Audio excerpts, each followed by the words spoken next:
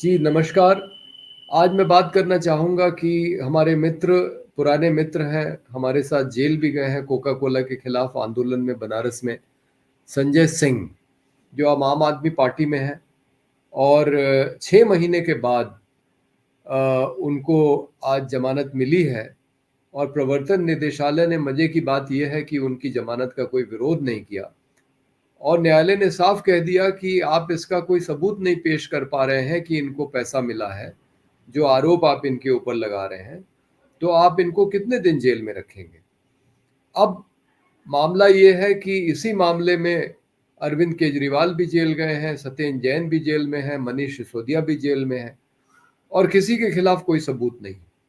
ये तो न्यायालय पहले ही कह चुका है मनीष सिसोदिया के बारे में कि उनके खिलाफ कोई सबूत नहीं है। तो ये समझ में नहीं आता कि जब कोई ठोस सबूत नहीं है सरकार के पास, तो आखिर न्यायालय इतने दिनों तक लोगों को जेल में रखने की इजाज़त क्यों देते हैं? और बात सिर्फ संजय सिंह और आम आदमी पार्टी के नेताओं की नहीं है। बात भीमा कोरेगांव मामले में गए उन तमाम बुद्धिजीवियों की है, जिसमें से स्टैन स्वामी तो जेल में ही मर गए और कुछ लोगों को जमानत मिली है, लेकिन बहुत सारे लोग हैं जो अभी भी जेल में हैं। बात उन दिल्ली के छात्रों, नौजवानों की है, उमर खालिद की है, जो जो एक राष्ट्रवादी भाषण देता है और उसके ऊपर ये आरोप लगाया जाता है कि वो जनता को भड़का रहा है और गैर कानूनी गतिविधियां उन्मूलन अधिनियम के तहत, यूएपीए के तहत उसके खिलाफ मुकदमा दर्ज करके उसको जेल में डाल दिया जाता है, जिस कानून के तहत जमानत मिलना ही बहुत मुश्किल है और अभी तक वो जेल में है। अभी तक मीरान हैदर जेल में है। तो ये सारे जो नौजवान, नवयुवतियां या जो बुद्धिजीवी जेल में हैं बिना किसी सबूत के, ये तो वो मामले हैं जो प्रकाश में आते हैं। ऐसे कितने साधारण लोग हैं जो बिना किसी सबूत के जेलों में सड़ रहे हैं और उनको जमानत नहीं मिलती है, उनके मुकदमे तय नहीं होते हैं, उनके मुकदमों की सुनवाई नहीं होती है, तारीख पे तारीख पड़ती जाती है। ये जो व्यवस्था है ये बदलनी चाहिए और सोशलिस्ट पार्टी इंडिया का मानना है कि किसी व्यक्ति को तब तक जेल नहीं भेजा जाना चाहिए जब तक उसका जुर्म साबित नहीं हो जाता।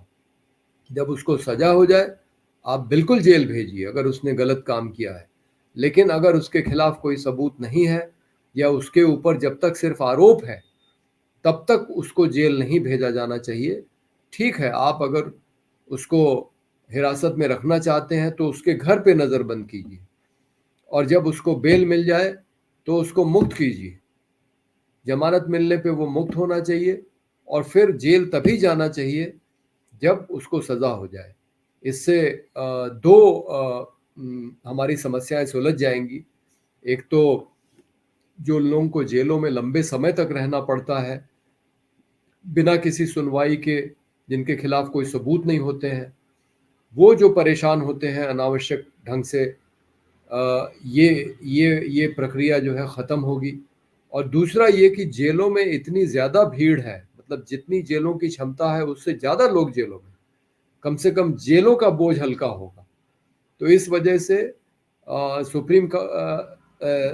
सोशलिस्ट पार्टी इंडिया का मानना है कि हमारी सरकार इस पे विचार करे, हमारे न्यायालय इस पे विचार करें और देश में एक ऐसा विधान बने कि जब तक व्यक्ति के ऊपर आरोप है तब तक वो नज़रबंद भले ही कर लिया जाए अपने घर में, लेकिन उसको जमानत मिलते ही वो मुक्त हो और जेल तभी जाए जब उसको सजा हो जाए।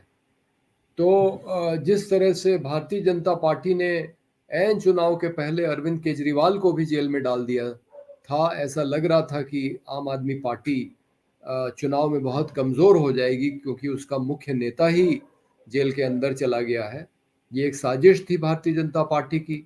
उसको भी मालूम है कि उसके पास कोई ठोस सबूत नहीं है इन नेताओं को गिरफ्तार करके और उन्हें सजा दिलाने के लिए।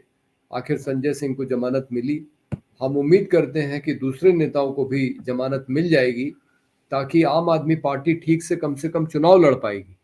लेकिन हमारी ये भी मांग है कि इनके अलावा भी जितने लोग बंद हैं जेलों में लंबे समय तक, जिनके मुकदमे अभी शुरू नहीं हुए हैं, जिनके जिनके खिलाफ कोई ठोस सबूत नहीं पेश किए जा पा रहे हैं सरकार द्वारा, ऐसे सारे लोगों को छोड़ा जाना चाहिए।